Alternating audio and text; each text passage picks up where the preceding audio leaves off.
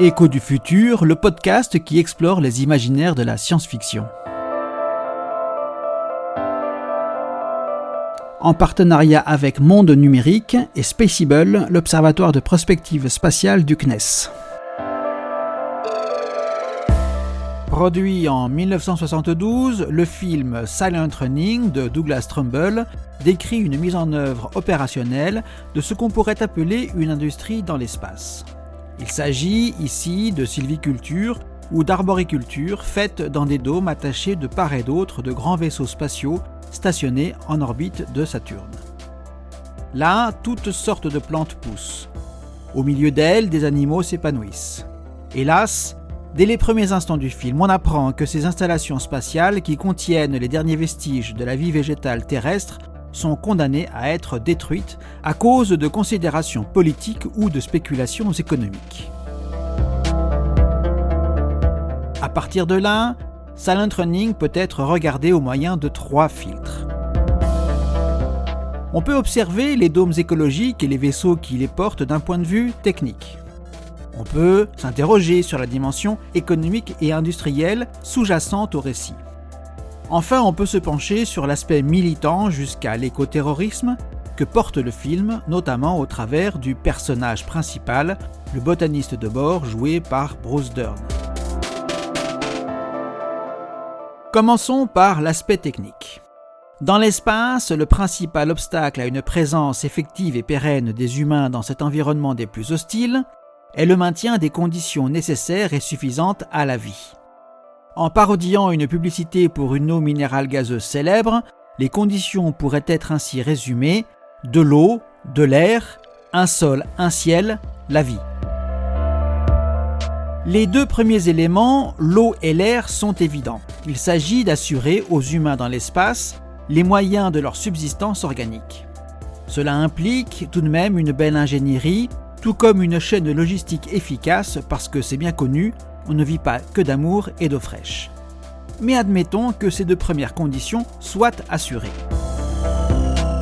Les 2 suivantes, sol et ciel, sont en termes de survie des conditions aux implications moins immédiates.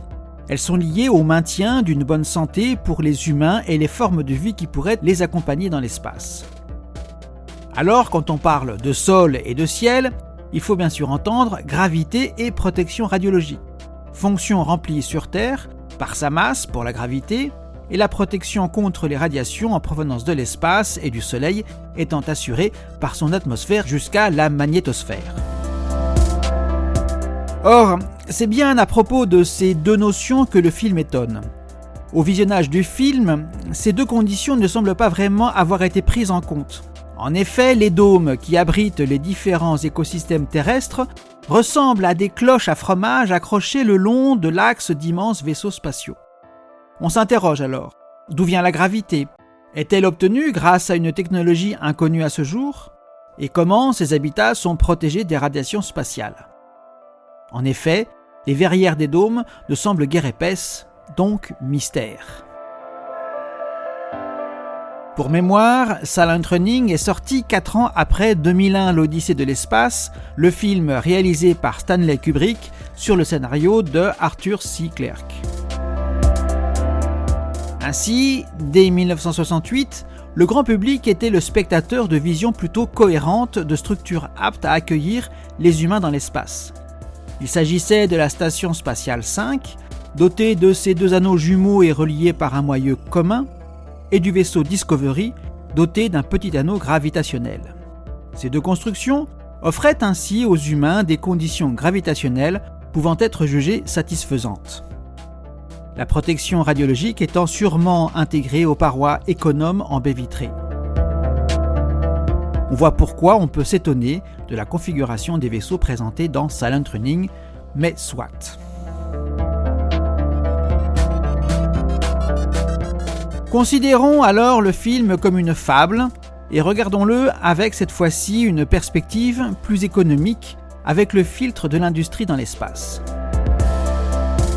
Cette industrie correspondra un jour aux activités économiques qui se dérouleront dans l'espace avec des moyens provenant principalement de ce même espace. En 2024, l'humanité ne dispose que de 2 stations spatiales fonctionnelles.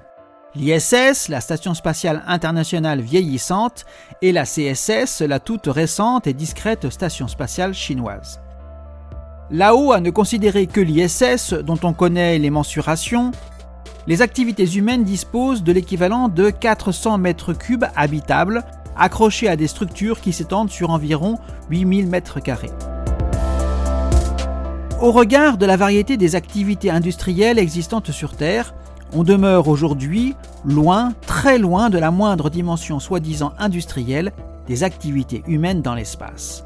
On est encore bien loin de ce qu'on pourrait appeler la singularité industrielle spatiale, ce moment où ces activités ne dépendront plus des moyens et des ressources arrachés au sol de la Terre. En revenant vers le film Silent Running, on peut néanmoins constater que les vaisseaux spatiaux semblent fonctionner comme des quais qui accueillent les dômes écologiques où se déroule l'action. Dans cet esprit, en 2021, l'industrieuse Chine a annoncé son intention de construire un vaisseau spatial grand d'1 kilomètre. S'il voit le jour, ce vaisseau pourrait prendre la forme d'une gigantesque structure à laquelle viendraient se docker des caissons d'activités industrielles ou de recherche. L'accostage et l'accès aux fluides, l'air, l'eau et l'électricité, se faisant bien évidemment moyennant rétribution. Cependant, d'ici à ce que ce projet ou un autre prenne forme, tout est à imaginer. Procédures technologiques, standards industriels, législation et réglementation, formation professionnelle. Il faut aussi s'intéresser au financement et aux volontés politiques qui sont déjà en train de se déployer. Aux États-Unis, comme en Chine, la volonté politique est au développement des activités humaines dans l'espace, selon les esprits politiques qui les distinguent. Privatisation et libéralisme pour les premiers, et fort contrôle étatique pour la seconde. Le commerce, lui, est en embuscade. Dès que les conditions seront réunies, ne serait-ce que la protection du secret industriel que les accords internationaux qui encadrent les activités à bord de l'ISS ne permettent pas, le départ sera donné à ce qui pourrait bien ressembler à une nouvelle ruée vers l'or. Cette dernière éventualité nous amène à nous pencher sur Silent Running d'un point de vue éthique, en posant la question suggérée tout au long du film: l'écologie est-elle une cause suffisamment élevée pour justifier la violence contre les autres et contre soi-même? Le botaniste, personnage principal du film, semble y répondre de manière affirmative. Il justifie cette position par le fait que les formes de vie dont il a la charge semblent avoir disparu de la surface de la Terre. Le personnage, victime des railleries de ses camarades, essaye tout de même d'éveiller leur conscience écologique. Mais tout semble vain pour des individus qui n'attendent qu'une chose, c'est rentrer chez eux. Peu importe que ce chez-soi soit artificialisé à outrance, que la cuisine de ce home sweet home soit faite à base d'ingrédients et d'arômes artificiels. Peu importe qu'ils obéissent à des décisions pilotées par la spéculation et le profit, peu importe que tout ceci soit accompli au détriment du vivant, ainsi va leur monde, ils n'ont connu que cela, leur esprit aussi bien que leur goût est incapable d'envisager autre chose. Mais ces différences de perception vont finir par devenir inacceptables pour le botaniste.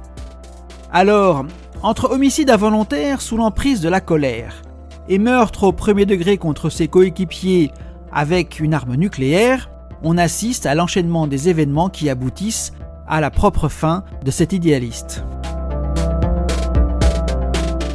Dans notre réalité, les actions extrêmes du personnage joué par Bruce Dern trouvent un écho. On peut penser au groupe d'activistes agricoles bretons qui, en 2022, ont déversé près de 1400 tonnes de blé sur la voie ferrée en signe de protestation contre l'industrialisation des activités agricoles en Bretagne. D'autres mouvements, comme Pétain, s'attaquent aux métiers et aux activités de la boucherie, motivés par leur position antispéciste et les constats récurrents des violences faites contre les animaux et dénoncées par d'autres associations telles que L214. Toujours sur Terre, les tensions issues de l'effondrement de la biodiversité, de la raréfaction des ressources naturelles telles que l'eau, celles issues des migrations climatiques, toutes ces tensions ne vont faire que s'accentuer, d'autant plus que de leur côté, les manifestations toujours plus violentes des dérèglements climatiques ne vont pas cesser de sitôt. Dans ces conditions, l'enjeu majeur des futures activités industrielles dans l'espace sera alors de ne pas être assimilé à du dédain à l'égard des réalités quotidiennes des milliards d'humains qui resteront sur Terre. Le pire pour ces activités serait d'être identifié comme une évasion d'une partie de l'humanité vers les horizons spatiaux. Les activités spatiales, ayant tendance à attirer les bourses bien pleines et les enthousiastes parfois maladroits, suivez mon regard du côté de Boca Chica, cela relève d'une tâche de titan.